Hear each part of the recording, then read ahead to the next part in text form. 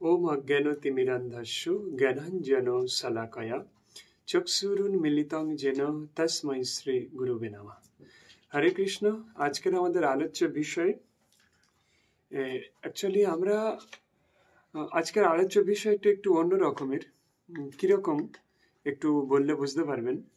বর্তমান সমাজে আমরা খাই পরি ঘুমাই আর ভাবতে থাকি আর কি আছে, কিন্তু অনেক অশুভ প্রেত এই জগতে পরিভ্রমণ করে বেড়াচ্ছে। মানুষের থেকেও সংখ্যায় বেশি এবং তান্ত্রিকের সংখ্যাও প্রচুর বেশি। তো আপনারা আমার ব্যাকের ভিডিওগুলো দেখেছিলেন। আপনারা জানেন দুটো মহিলার উপরে তারা 250-এর উপরে প্রেত চালান করেছে মন্ত্র বলে। হ্যাঁ, মন্ত্রের মাধ্যমে প্রেত চালান করা যায়। সেই সুদূর কামাখ্যা থেকে বিভিন্ন জায়গা থেকে এরকম চালনা করে দুটো মহিলাকে মারার জন্যে। এবং তারা কিছু প্রেতকে আমরা বন্দি করি, 250-এর উপরে প্রেতকে বন্দি করি। তারা কাঁদতে কাঁদতে বলছে অলরেডি 10 জন মহিলাকে তারা মেরে ফেলেছে। এরকম প্রেত চালান করে মেরে তাদের আন্ডারে বন্দি করে নিয়ে ওদেরকে আবার কারোর শরীরে পাঠিয়ে, এটাই ওদের সোর্স অফ ইনকাম। এরকম বহুত চলছে। অজান্তে, আপনার জানতে অজান্তে বহুত প্রেত এইরকম ভাবে চারিদিকে ডিস্টার্ব করছে। এবং তন্ত্র মন্ত্রের দ্বারা আপনার অধিকাংশ দুঃখ যন্ত্রণা রোগ বিভিন্ন ভৌতিক এবং তন্ত্রের মাধ্যমেই হচ্ছে। কারণ এরা ডাক্তারের কাছে ট্রিটমেন্টে গিয়েও ডাক্তার কিছু বুঝতে পারেনি। তার কারণ কি? এটা প্রেতের দ্বারা হচ্ছে। এটা কোনো ন্যাচারালি ডিজিজ ছিল না। ভিডিওগুলো দেখেছেন আপনারা।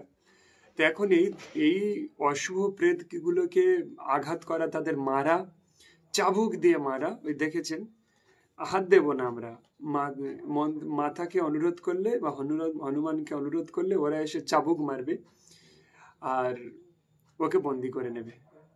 তো এরকম কিছু সাধনা আমরা সমাজের ভালোই চাচ্ছি। আপনার হয়তো কিছু খরচা হবে, কারণ তার জন্য কিছু মালা এটা ওটা লাগে, যন্ত্রম এগুলো সব লাগে। কিন্তু এইগুলো দিয়ে অন্তত মানুষকে তো ভালো করতে পারবেন। হ্যাঁ, সমাজের সেগুলো করুন। যদি কেউ করতে চান তাহলে অবশ্যই করে আপনি করুন, হোয়াটসঅ্যাপে বলুন যে আমি এই সাধনা করব, যার দ্বারা প্রেতকে পিটানো, মানে ওই প্রেত যদি ওর শরীরে বর্তমানে নাও থাকে তাহলে কিন্তু ওই প্রেতকে ধরে এনে পিটিব। ওর শরীরে কোথায় আছে, পৃথিবীর কোন প্রান্তে আছে, ওখান থেকে ধরে এনে ওর শরীরে এনে পেটন পড়বে। সে পেটনের সীমা নেই। এবং বাধ্য হয়ে সে মারের চোটে বলবে কোথায় থেকে এসেছে, কেন এসেছে, কি বৃত্তান্ত সব বলে দেবে। এবং পরে তাকে বন্দি করে ফেলবেন, যাতে ওরা আর এই খারাপ কাজ মানুষকে করতে না পারে। এরকম কিছু সাধনা আছে। এই সাধনা করার জন্য খুব মজবুত দিলের দরকার।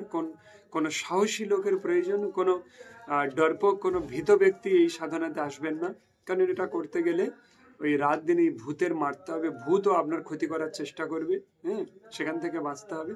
সেসব টোটাল সিস্টেম দেওয়া হবে, কিভাবে নিজে বাঁচবেন, কিভাবে প্রেতকে ধরে আনবেন, কিভাবে তাকে বন্দি করবেন। হ্যাঁ, এটা ওই প্রেমাশাহী মহারাজের দরবারে হয় ছত্তিশগড়ে, আর ধীরেন্দ্র শাস্ত্রী গুরুদেবের দরবারে হয়। আর আমার মনে হয় ওয়ার্ল্ডে আর হয় না, কোথায় দু একটা হয় হয়তো। তো এটা এখন অনিরুদ্ধ করছে ধীরেন্দ্র শাস্ত্রীর কৃপায়, বাগেশ্বর ধামের কৃপায়। তো এই শক্তি ওর কাছে হনুমানজি প্রদান করেছেন।